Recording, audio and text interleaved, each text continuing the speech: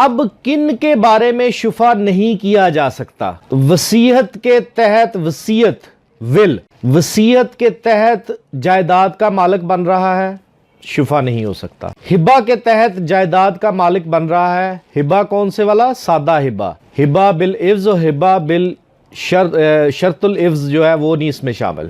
وراثت کے تحت جائیداد ملی ہے، شفا نہیں ہو سکتا۔ ایسی جائیداد جو عدالت کے حکم سے فروخت ہو رہی ہے اور اس کو کوئی خرید رہا ہے، اس کے بارے میں بھی شفا نہیں ہو سکتا۔ اب عدالت کے حکم سے کون سی جائیداد فروخت ہو رہی ہے، کیوں ہو رہی ہے، پرسائزلی بتا دیتا ہوں۔ کوئی منی ڈگری ہو گئی ہے جس کے خلاف ڈگری ہوئی ہے، اس نے کچھ پے کرنا ہے، پیسہ نہیں ہے، اس کی جائیداد قرق کی جاتی ہے اور اس کے بعد اس کی جائیداد نیلام کی جاتی ہے، اس کے بارے میں بھی شفا نہیں ہو سکتا۔ ایسی ایموویبل پراپرٹی جو حق مہر کے طور پر کوئی دے رہا ہے، اس کے بارے میں بھی شفا نہیں ہو سکتا۔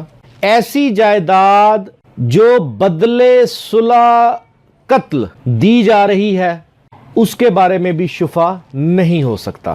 اب ایک بات ذہن میں رکھیے گا کہ یہ میں آپ کو پہلے بتا رہا ہوں کہ شفا کن کن پراپرٹیوں پہ ہو سکتا ہے۔ اس ایکٹ میں باقاعدہ طور پر یہ بات لیجسلیچر نے لکھی ہے کہ یہ ایکٹ تو ہم بنا رہے ہیں، ہم بلٹ پوائنٹس تو دے رہے ہیں، ہم سیکشنز تو دے رہے ہیں، ہم پروسیجر تو دے رہے ہیں، لیکن آپ نے ہدایات جو ہیں وہ قرآن پاک سے لینی ہے۔ شفا کے کیس میں وکلا نے قرآن کی روشنی میں عدالت کو اسسٹ کرنا ہے اور عدالت نے قرآن سے ہدایات لے کے کسی چیز کا فیصلہ کرنا ہے۔ یہ باقاعدہ اس ایکٹ میں لکھا ہوا ہے۔